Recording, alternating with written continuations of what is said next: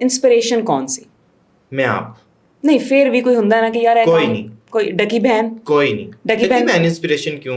पहले बल्कि आए सी मेरे ये नहीं मुझे पता। नहीं इंस्पिरेशन तो नहीं है, वो तो कुलीग है। ठीक है, बल्कि मैं नहीं देखता किसी का भी कंटेंट। सही सही ये क्योंकि देखें उसका अपना नहीं, ओके कोई नहीं है, कोई भी नहीं है। ओके मैं अपनी मर्जी से सोशल मीडिया पे आया था और मैंने अपना कंटेंट बनाया, अपनी पहचान से मैं वायरल हुआ।